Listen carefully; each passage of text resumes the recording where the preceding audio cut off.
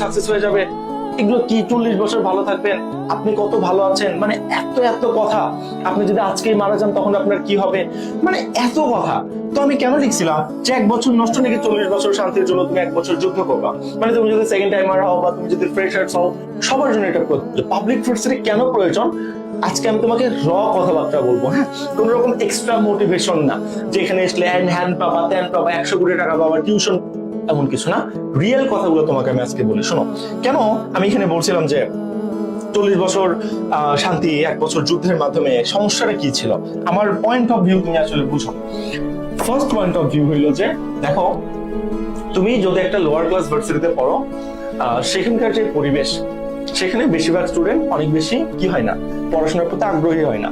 ফলে দেখা যায় তুমি যেখানে বলতেছো ওখানে সবাই ঘোরাফেরা করতেছে, পড়াশোনা মনোযোগ দিচ্ছে না, নিজের স্কিল ক্যারিয়ার ডেভেলপমেন্ট করতেছে না। সেই কারণে তুমি অনেক ভালো স্টুডেন্ট হয়েও ওই যে সৎসঙ্গে স্বর্গবাস এরকম একটা প্রবাদ আছে না, তাদের মতো আসলে হয়ে যাইতেছে। এই সমস্যা কিন্তু তোমার সাথে সৃষ্টি হইতেছে। তো এই জন্য বলছিলাম, এই জায়গা থেকে তুমি যদি একটা পাবলিক ইউনিভার্সিটিতে চান্স পাও, পাবলিক ইউনিভার্সিটিতে চান্স পাও, হ্যাঁ, পাবলিক ইউনিভার্সিটিতে সবাই ভালো টা না, ঠিক আছে, আমার 4th ইয়ার কমপ্লিট হয়ে যাবে। পাবলিক ইউনিভার্সিটিতে ধরো 70% ভালো, 30% খারাপ।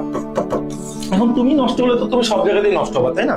এই 70% ভালো যারা, তাদের সাথে তুমি যদি একটু অ্যালিয়েন্স করে বা তাদের সাথে যদি একটু চলাফেরা করার চেষ্টা করো, তাহলে তারা প্রোডাক্টিভ মানুষজন, তোমার এখানে প্রোডাক্টিভিটি আরো বাড়বে। ভাই, চান্স পেতে যা কষ্ট হয় না, পাবলিক ইউনিভার্সিটিতে তার 10 গুণ বেশি এফোর্ট দিতে হয়।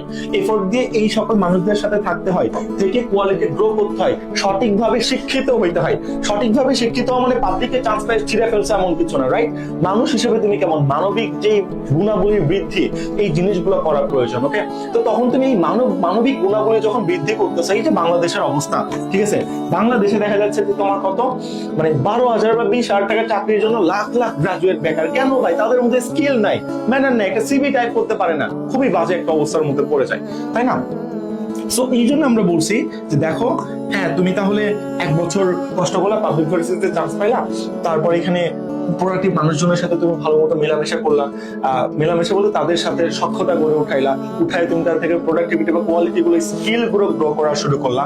এবার 4 বছর পর তুমি যখন কোথায় যাবা, জব মার্কেটে যাবা, জব মার্কেট বলো বা বিজনেস করো, হোয়াটএভার, তুমি যাই করো, আমার কোনো সমস্যা নেই, ঠিক আছে। বিজনেস মার্কেট বা জব মার্কেটে যাওয়া, তখন কি খোঁজা হয়? তখন স্কিল খোঁজা হয়, ঠিক আছে। স্কিল, তোমার কি কোয়ালিটি আছে। যখন তোমার কোয়ালিফিকেশন থাকে, এমনিতেই বাংলাদেশে আসলে তোমার কি বলবো, কাজের চেয়ে বেকারের সংখ্যা বেশি, তাই না? তো এখানে তোমার সার্টিফিকেট, হ্যান ত্যান, এগুলো তোমার স্কিল খোঁজা হয়। স্কিলটা তোমার যখন থাকে, তখন তুমি আলটিমেট কি করতে পারো, আলটিমেট হার্ড এফোর্ট দিয়ে বা পরিশ্রম করে, আলটিমেট এফোর্ট দিয়ে তুমি আবার নিজের লাইফটা সুন্দর করে গোছায় নিতে পারো এবং অন্যদের চেয়ে বেশি পরিশ্রম করে তুমি ভালো থাকতেছো। ব্যাপারটা এই না 1 বছর পরিশ্রম করে পাবলিকে চান্স পেলে 40 বছর তুমি একদম কিল করবা, কোটি টাকা তোমার পকেটে এসে দিবে, সুন্দর সুন্দর মেয়েরা বলবে ব্রো আসো, এমন কিছু তো কনসেপ্ট না। তো তোমরা বাঙালি কেমন জানো, আমি তো বাঙালি, মানে কেমন জানো, পুরা কথা বুঝতে চাও না, পুরা ভিডিও কখনো দেখো না।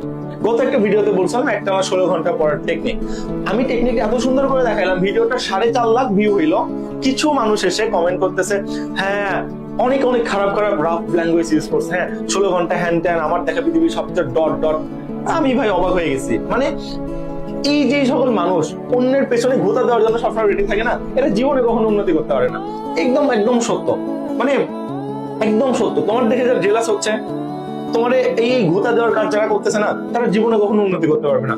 তাই আমি বলছিলাম, ভাই দেখ, 1 বছর কষ্ট করে 40 বছর শান্তিতে থাক। এখন বলতে পারো, ভাইয়া আমি যদি কালকেই মারা যাই আমার কি হবে? ভাই আমি কি করে বলছি, খাওয়া দাওয়া ঘুম সব বাদ দিয়ে তুমি পড়াশোনা করো, নাটক করতেছো আমার সাথে? হ্যাঁ, তুমি 10 ঘন্টা বা 7-8 ঘন্টা পরে জীবনের সব কাজ করো। তুমি যদি এখনই মারা যাও, তোমার জন্য জীবনে কোনো আক্ষেপ না থাকে, আল্লাহ এত পরিশ্রম করলাম হ্যান ত্যান, বাট আমি কেন, আমি আসলে কি হলাম, আমি তো মরেই গেলাম, তাই না?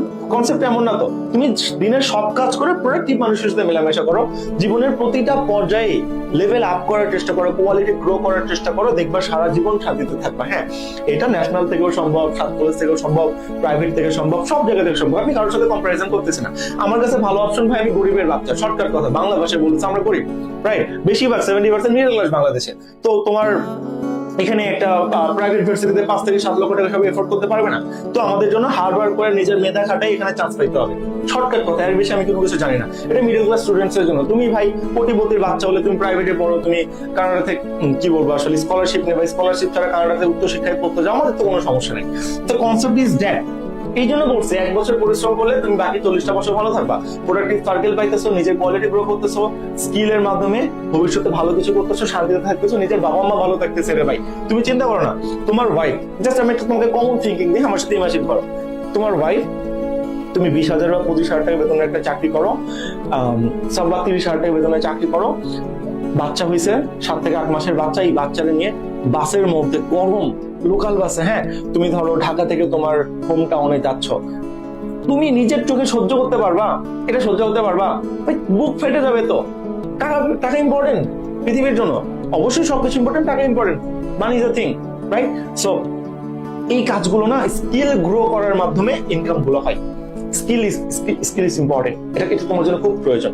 আবার ধরো তোমার মা 64 বছর বয়স, তোমার মা বৃদ্ধ বাবা মা কষ্ট করতেছে, তুমি কি চাও না তাকে একটা প্রাইভেট কারে একটা লাক্সারি একটা কমফোর্ট দেওয়ার জন্য?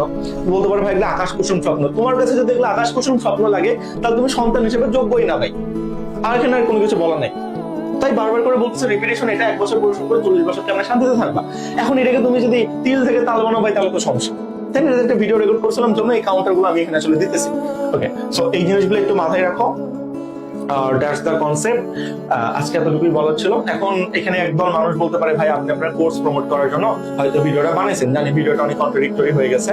তো যাও, এই ভিডিওতে আমি কোনো রকম কোর্স প্রমোট করবো না, ঠিক আছে? আমি পেইড ব্যাচ প্রমোট করবো না এখানে।